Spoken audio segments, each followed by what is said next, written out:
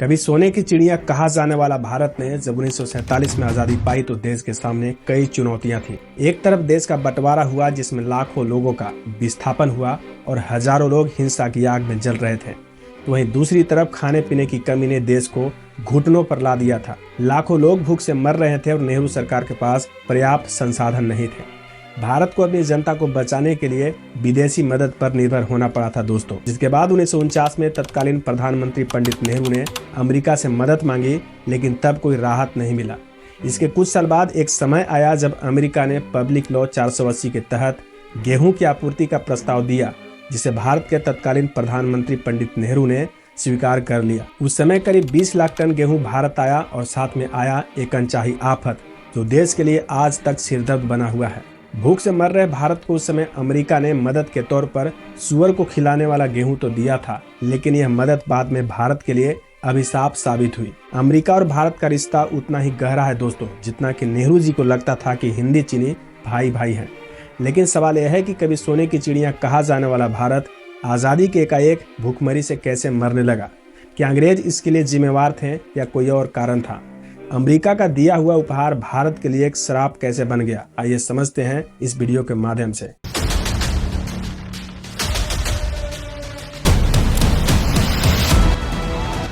ये मैला सा उजाला, ये रात की आहत सुबह, मुझे इंतजार था जिसका ये सुबह तो नहीं। मोहम्मद फैज ने अपने चर्चित पोयम में लिखा है दोस्तों। वो बात कर रहे थे आजादी की पहली सुबह की। लोगों ने जिस आजादी की कल्पना करी थी वैसा कुछ भी नहीं हुआ था। 15 अगस्त 1947 को आधी रात को भारत ने आजादी की सांस ली, लेकिन यह आजादी बंटवारे के दर्द के साथ आई थी। भारत और पाकिस्तान दो अलग अलग देश बनाए गए थे। यह इतिहास के सबसे भयावह, रक्त रंजित और त्रासदीपूर्ण घटनाओं में से एक थी, जिसमें लाखों लोग मारे गए और करोड़ों लोग बेघर हुए थे। भारत और पाकिस्तान का बंटवारा धर्म के आधार पर हुआ था दोस्तों। जहां एक तरफ पाकिस्तान को मुस्लिम राष्ट्र बनाया गया तो वहीं दूसरी तरफ भारत को धर्मशाला। मोहम्मद अली जिन्ना ने दो राष्ट्र सिद्धांत का प्रचार किया था। उनका तर्क था कि हिंदू और मुस्लिम दो अलग अलग राष्ट्र हैं, जिनका अपना अपना धर्म, संस्कृति और रीति रिवाज है, इसलिए मुसलमानों के लिए एक अलग राज्य चाहिए। जबकि कांग्रेस चाहती थी कि भारत एक धर्मनिरपेक्ष देश रहे जहां सभी धर्मों के लोग अमन चैन के साथ रह सके। लेकिन मुस्लिम लीग को लगा कि हिंदू बहुसंख्यक भारत में मुसलमानों के हित सुरक्षित नहीं रहेंगे और इसलिए 1940 के लाहौर प्रस्ताव में मुस्लिम लीग ने साफ साफ कहा कि उन्हें एक अलग मुस्लिम राज्य चाहिए। अंग्रेजों के फूट डालो राज करो की राजनीति भी इसमें आग में घी डालने का काम किया था दोस्तों, जिसका सबसे बड़ा उदाहरण था 1905 में बंगाल का विभाजन, जो बाद में रद्द हो गया था। साथ ही अंग्रेजों ने मुस्लिम लीग को बढ़ावा दिया और कांग्रेस को कमजोर करने की कोशिश की। इसके बाद कई सारे हिंदू मुस्लिम दंगे हुए, जिसमें 16 अगस्त 1946 का डायरेक्ट एक्शन डे प्रमुख था। मुस्लिम लीग ने पाकिस्तान के मांग के समर्थन में बंगाल में एक बंद बुलाया था, जिससे भयानक सांप्रदायिक दंगे हुए। कलकत्ता, नोआखली, बिहार, यूपी और पंजाब में हजारों मुसलमान और हिंदू मारे गए। इसके बाद हालात और बिगड़ते गए और दंगे पूरे देश में फैल गया। इस पर फुल डिटेल वीडियो बनाई है, जिसका लिंक डिस्क्रिप्शन में दिया हुआ है, या फिर आप सर्च कर सकते हैं direct action day with Prince Singh और आप ये वाले वीडियो देख सकते हैं दोस्तों। इसके बाद 14 अगस्त को पाकिस्तान बना और 15 अगस्त को भारत। इस दौरान भयंकर रक्तपात हुआ। ट्रेन लाशों से भरी हुई थी। लोग अपने घर बार छोड़कर पलायन कर रहे थे। हिंदू और सिख भारत चले आए और मुसलमान पाकिस्तान। करीब 1.5 करोड़ लोग इस समय पलायन किए और करीब 10 लाख लोग मारे गए थे। हजारों महिलाओं का अगवा किया गया था और कई झकझोर देने वाली घटनाएं हुई थी और इस तरह हमारा देश आजाद हुआ था। 15 अगस्त 1947 को भारत आजाद तो हुआ था, एक नया सूरज भी उगा था दोस्तों, लेकिन यह सूरज भूख की आग से झुलस रहा था। सोने की चिड़िया कहे जाने वाले भारत में अब खाद्यान्न संकट था। देश आजाद तो हो गया था, लेकिन बंटवारे ने इसे अंदर से तोड़ दिया था। विभाजन के कारण भारत की 33% कृषि योग्य भूमि पाकिस्तान चली गई थी, जबकि बड़ी संख्या में शरणार्थी भारत आए थे। ऊपर से 1943 के बंगाल के भीषण अकाल की यादें अभी ताजा थी। इस अकाल में करीब 30 लाख लोग मारे गए थे। ज्यादातर लोग भूखमरी, बीमारियों और प्रशासनिक लापरवाही के कारण मारे गए थे। यह अकाल इतिहास के सबसे भयावह मानव निर्मित संकटों में से एक था दोस्तों, जिसे रोका जा सकता था। 1942 में बंगाल में भारी बाढ़ और चक्रवात आया था, जिससे चावल की पैदावार बुरी तरह प्रभावित हुई थी, लेकिन इतना भी प्रभावित नहीं हुई थी कि राज्य में अकाल आ जाए। असल समस्या थी खाद्यान्न वितरण की बदहाली और सरकारी नीतियों की असफलता। सेकेंड वर्ल्ड वॉर का दौर था। 1942 में जब जापान ने बर्मा पर कब्जा किया तो ब्रिटिश सरकार को डर लगा कि जापान बंगाल पर भी हमला कर सकता है। इसलिए उन्होंने बंगाल और पूर्वी भारत से खाद्य भंडार हटा लिए और नावों को नष्ट कर दिया, जिसके कारण ग्रामीण इलाकों में अनाज की सप्लाई एकाएक रुक गई। बड़ी कंपनियों और व्यापारियों ने चावल जमा करा लिए और कीमतें आसमान छूने लगी। सामान्य जनता के लिए चावल उस समय दुर्लभ और महंगा हो गया था। युद्ध के कारण खाद्य पदार्थों की कीमतें 3 से 4 गुनी बढ़ गई थी। सरकार ने जमाखोरों के खिलाफ कोई सख्त कदम नहीं उठाए थे, जिससे कालाबाजारी और बढ़ गई। गरीब मजदूर और किसान महंगे अनाज को खरीदने में असमर्थ हो गए थे, जिससे लाखों लोग भूख से मरने लगे। सड़कों पर हड्डियों से चिपके लोग, भूखे मरते बच्चे और चावल के दाने के लिए तरसती भीड़ उस समय आम दृश्य हुआ करती थी। कई माता पिता ने भूख से तंग आकर अपने बच्चे को बेच दिया या मरने के लिए छोड़ दिया था। बीमारियों से हजारों लोग मारे गए, क्योंकि कुपोषण के कारण उनकी रोग प्रतिरोधक क्षमता कमजोर हो गई थी। कुल मिलाकर यह मानव निर्मित अकाल थी, जिसे रोका जा सकता था। दोस्तों, यह अकाल ब्रिटिश साम्राज्यवाद की सबसे बड़ी नाकामियों में से एक था। दोस्तों, यह अकाल प्राकृतिक आपदा से कम और ब्रिटिश सरकार की गलत नीतियों, युद्धकालीन निर्णयों और चर्चिल की बेरुखी का परिणाम ज्यादा था, जिसका दर्द खत्म भी नहीं हुआ था कि 1950 के दशक के अंत में फिर से आजाद भारत को भूखमरी के हालात सताने लगे थे। भारत की अर्थव्यवस्था भी संभल ही रही थी कि 1950 के दशक के अंत में खाद्य संकट गहराने लगा। कृषि उत्पादन घट रहा था और बढ़ती जनसंख्या के कारण मांग भी बढ़ रही थी। खेतों में पैदावार कम थी, क्योंकि खेती अभी भी पारंपरिक तरीकों से की जा रही थी। पुराने बीज, कमजोर सिंचाई व्यवस्था और कम खाद का उपयोग। 1957 से 58 में सूखे ने भारत को झकझोर दिया था। खाद्यान्न उत्पादन तेजी से गिरा और देश को बाहर से अनाज मंगवाने की जरूरत पड़ी। आज भले ही कुछ लोग नेहरू जी को बदनाम करने की कोशिश करते हैं, उन्हें गालियां देते हैं और कई तरह के फेक फोटोज को सर्कुलेट करते हैं, ये दिखाने के लिए कि देखो नेहरू कितने कैरेक्टरलेस आदमी थे। लेकिन ये सच नहीं है दोस्तों। 1947 में जब भारत आजाद हुआ था और नेहरू जी प्रधानमंत्री बनते हैं, तो उनके पास केवल राजनीतिक स्वतंत्रता नहीं थी, बल्कि एक नई चुनौती की शुरुआत भी थी।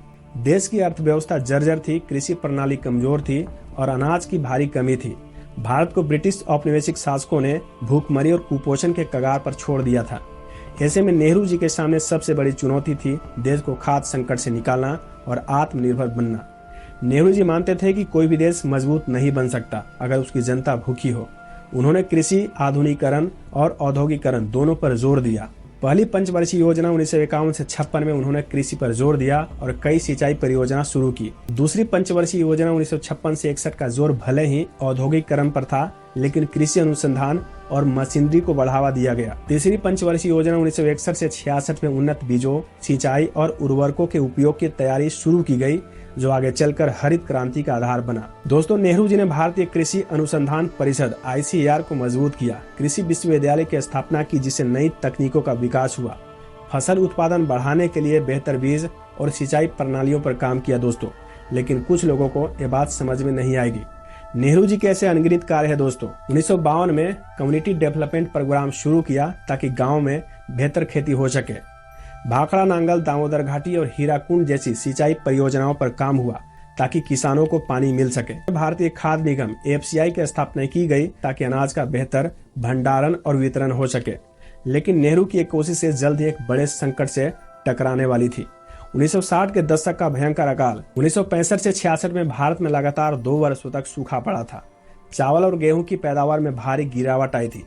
गरीब जनता के लिए राशन की लाइनें लंबी हो गई। कई राज्यों में भूख से मौतें होने लगी। इस बीच भारत को पाकिस्तान के साथ 1965 का युद्ध भी लड़ना पड़ा, जिससे अर्थव्यवस्था और कमजोर हो गई और भारत को बड़ी बड़ी शर्तों के बाद भी मजबूरी में अमेरिका पर निर्भर होना पड़ा था। आजादी के बाद जब भारत भीषण खाद्य संकट से जूझ रहा था, तब अमेरिका मदद के लिए आगे आया था। प्रधानमंत्री पंडित जवाहरलाल नेहरू ने पब्लिक लॉ 480 योजना के तहत अमेरिका से अनाज मांगने का फैसला किया, जिसके तहत 20 लाख टन गेहूं उस समय भारत पहुंचा। लेकिन इस अनाज के साथ एक और अनचाही आफत आई थी। उसका नाम था पार्थेनियम वीड, जिसे आम भाषा में कांग्रेस घास भी कहा जाता है। यह जहरीली घास धीरे धीरे पूरे देश में फैल गई, खेतों को बंजर बना दिया और इंसानों के लिए भी कई बीमारियों की वजह बन गई। अमेरिका का उपहार भारत के लिए एक अभिशाप साबित हुआ, जिसे न तो किसान बच पाए और न ही कांग्रेस पार्टी अपना नाम हटवा पाई। अमेरिका का PL 480 प्रोग्राम असल में उन देशों के लिए था जिन्हें खाने पीने की तंगी का सामना करना पड़ रहा था। नेहरू ने पहली बार 1949 में अमेरिका से मदद मांगी थी, लेकिन तब कोई राहत नहीं मिला था। उस वक्त अमेरिका में भारत के इन्वेस्टर विजया लक्ष्मी पंडित ने दोबारा अमेरिकी सरकार से गुहार लगाई तब जाकर मदद मिली थी। मगर इसमें भी एक शर्त थी कि पहले भारत पाकिस्तान से गेहूं खरीदने पर विचार करे, जिसे उस समय नेहरू सरकार ने खारिज कर दिया था। आखिरकार अंत में अमेरिका से गेहूं तो आया, लेकिन इसके साथ पार्थेनियम घास के बीज भी आ गए। उस वक्त दोस्तों किसी ने इस पर ज्यादा ध्यान नहीं दिया था, लेकिन धीरे धीरे यह जहरीली घास पूरे भारत में फैल गई और किसानों के लिए मुसीबत बन गई।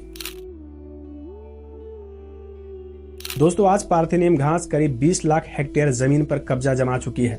यह खेती को बर्बाद कर रही है, मिट्टी की उर्वरता को कम कर रही है और इंसानों जानवरों के लिए भी जानलेवा साबित हो रही है। वैज्ञानिकों का कहना है कि घास सांस की तकलीफ, अस्थमा, एलर्जी, खांसी, त्वचा रोग और आंखों की जलन जैसी बीमारियां पैदा करती है। सबसे बड़ी समस्या यह है कि यह घास अपने आसपास किसी और घास को पनपने नहीं देती है। खेत बंजर होते जा रहे हैं और किसानों की परेशानियां बढ़ती जा रही है। मवेशी भी इसे खाने से बचते हैं क्योंकि यह घास जहरीली होती है। डाउन टू अर्थ की एक रिपोर्ट के मुताबिक एक अकेला पार्थेनियम पौधा 60 करोड़ परागकण को छोड़ता है, जो हवा में घुलकर लोगों को बीमार बना सकता है। 2004 में अमेरिकी दूतावास ने दावा किया था कि पार्थेनियम उनके गेहूं के साथ भारत नहीं आया था। उन्होंने कहा कि यह घास पहले ही 1888 या 1914 से भारत में मौजूद थी, लेकिन भारतीय वैज्ञानिकों के शोध कुछ और ही कहते हैं। कई अध्ययन में साबित हुआ कि 1950 के दशक में आए अमेरिकी गेहूं के साथ ही यह जहरीली घास फैली थी। आज हालत यह है कि पार्थेनियम घास अंडमान निकोबार से लेकर लक्षद्वीप हर जगह फैल चुकी है। किसान इसे खत्म करने की कोशिश में करोड़ों रुपए खर्च कर चुके हैं, मगर ये जड़ से खत्म नहीं हो रही है। चूंकि यह जहरीली घास कांग्रेस सरकार के वक्त आई थी और इसी के कार्यकाल में पूरे देश में फैली थी, इसलिए इसे कांग्रेस घास कहा जाने लगा। अब हालत यह है कि कांग्रेस पार्टी इस नाम से बचने की कोशिश करती है, लेकिन यह घास न सिर्फ खेतों में बल्कि राजनीति में भी उनका पीछा नहीं छोड़ रही। तो दोस्तों वीडियो कैसी लगी कृपया कमेंट करके जवाब जरूर दें। मिलते हैं नई वीडियो के साथ, तब तक के लिए धन्यवाद।